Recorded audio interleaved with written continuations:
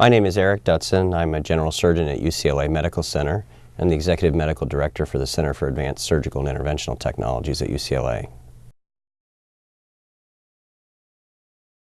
So there are controversies surrounding the intuitive surgical Da Vinci system based largely on beliefs by some physicians and some folks that surgeons are being pushed into the use of the device without adequate training. And in fact, I believe there's a class action lawsuit that has been filed by a gynecologist for that same reason. It was. The Gynecological Society's basically message from the president suggested that caution should be used when deciding whether or not to use the robotic system, primarily because of safety and training issues as well as cost issues compared to current standard practices. So the interesting part about surgical robotics, especially in the United States, is that the history is that there used to be two dominant companies around the year 2000. One was called Computer Motion, and they had a system called the Zeus system. The chief competitor to that company was a company called Intuitive Surgical, which we all know about now, and they had the Da Vinci platform. And these were fundamentally different platforms for achieving the same purposes. They were constantly battling each other in court over intellectual property. So eventually in 2004, the two companies merged and decided to save their losses on the lawyers and become a single company. And with that merger in 2004, there was basically a discontinuation of the Zeus platform. And we went straight to what we see today, which is the intuitive surgical version, or the Da Vinci system. Now, interestingly enough, the first FDA approval for the robotic system was for cardiac surgery in the United States. And the intention was that this would be a minimally invasive way to perform coronary artery bypass grafting, which it turns out the system is not especially ideal for. It is good for motion scaling and working in tight spaces, but for reasons that a cardiac surgeon could probably better explain than me, this was not adopted widely. It does turn out to be very good for valve replacement surgery and cardiac surgery, but really where we saw a major ramp up in utilization of surgical robotics was when it started being applied for prostatectomy.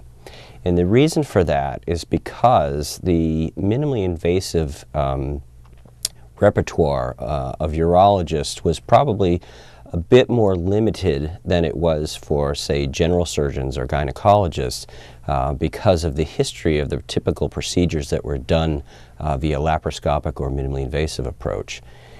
With the introduction of the robotic system for operations such as prostatectomy, the urologists found that they now had a very enabling system to help them perform minimally invasive approaches to prostate cancer and prostatectomy. And it was at that point that we really saw the device become ubiquitous, really. I think that the development and widespread nature of surgical robotics has gotten to a point now that we probably will not see a turnaround. There's been questions, I think, ever since the device came out as to whether or not this was a flash-in-the-pan technology. But I think it's fair to say at this point that it is so deeply entrenched in modern medical practice that it is not likely to go away. The other thing is that with our continued improvements in informatics and surgical robotics, we can expect the system to continue to develop really probably at an almost geometric pace once the competitive marketplace opens up. I would say that in most metropolitan areas, robotic prostatectomy is probably considered standard of care. Now that's going to vary from region to region, and that's going to vary from population density to population density and availability of certain technologies. But I think in all of the major cities in the U.S., probably robotic prostatectomy is considered standard of care. I would say that standard of care as a term should probably not be used for the other applications for the surgical robot, but it does have benefits for many different types of surgery. Specifically, surgeries that we would prefer to perform via a minimally invasive approach or small incisions that are confined to a bony space, such as the apex of the thorax.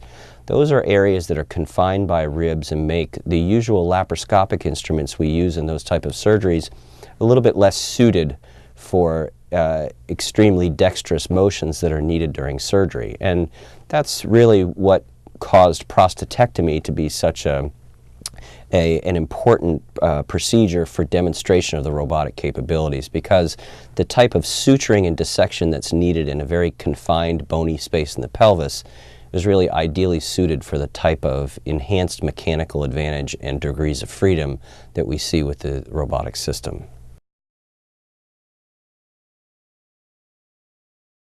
So there has been some press about stray electrical currents from some of the cautery devices, specifically in some gynecological cases. I don't think that's necessarily a case-dependent problem. I think it's a technology safety issue. And as far as I know, Intuitive has recognized that there was a problem with the grounding of their monopolar electrocautery device. And what that means basically is it's sort of like a live wire. And because there were insulation issues with a particular type of device that they were using, which was more commonly used in gynecological procedures, they found that there were some unintended injuries to patients due to this stray current.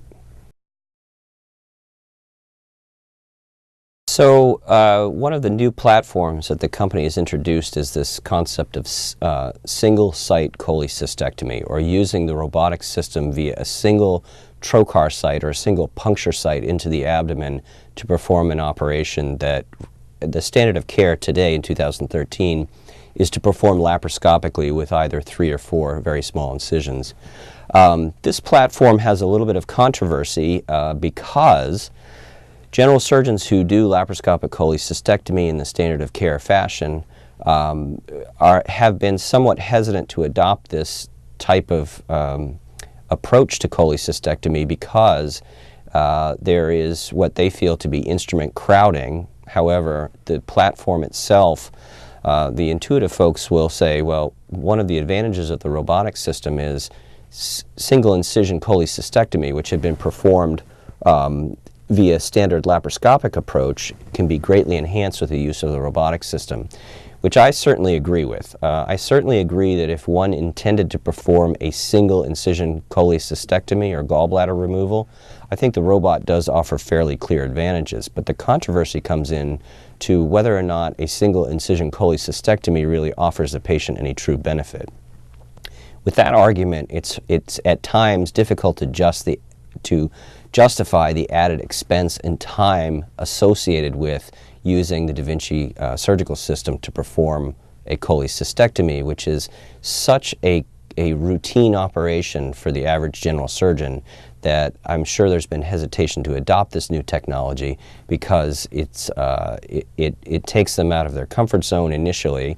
Then when they become facile with it, then you have to deal with issues of added cost to the system. So I wouldn't say that you can do a cholecystectomy better with a robotic system. I think that's a very difficult argument to make. However, if you are taking novices, they will adapt to use of the robotic system much quicker than they will adapt to learning the laparoscopic approach, and that simply has to do with some of the counterbalances that the robotic system is able to introduce that make laparoscopic surgery in general challenging. I think that in the general surgical market and the general surgical specialty, robotic surgery is really underrepresented. It has not really penetrated the general surgical practice field because of hesitation for adoption and because the operations that are routinely done laparoscopically, surgeons have sort of already learned how to do those efficiently, quickly, and at minimum expense. Introduction of the robotic system is going to add to that expense. It adds to the learning curve, at least initially, and it adds to the time to the procedures, which people are not especially enthusiastic about. But where I see the future of robotic surgery in general surgery is adaptation to procedures that are very rarely done laparoscopically, and those would be procedures that are complex GI cases, such as a Whipple procedure or a duodenopancreatectomy. This is an operation that's done for pancreatic cancer. It involves a tremendous amount of suturing for what we call anastomotic creation. And in those patients, those operations are almost never performed from a minimally invasive standpoint. But I think with use of the robotic system, they could be tackled in a safe and timely and efficient fashion because of the enhancing capabilities of the robotic system. Now, having said that, that's purely the mechanics of the system. What I'm enthusiastic about with the use of the robotic system, whether it be the intuitive system or some competitor that will hopefully be on the scene soon, is the development of software capabilities.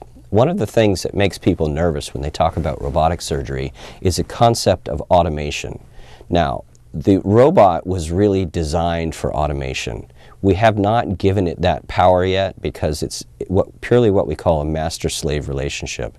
And in my lab, we're working on various enhancements for the current robotic technology that will really open the doors for potential future improvement in surgical quality based on image merging, based on automation, based on enhanced tactile feedback, and other such capabilities that are not presently in the system.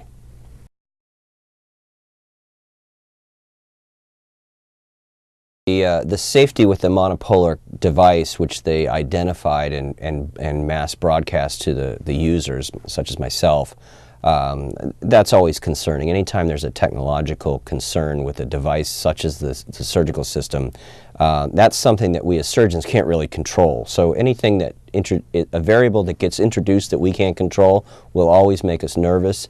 I wouldn't say that I've reconsidered using the robot for any of the procedures that I would use it for recently, because it just so happens at UCLA, like at many other institutions, there are a limited number of robots and a much greater number of clinicians who would like to use it but have trouble booking time on it.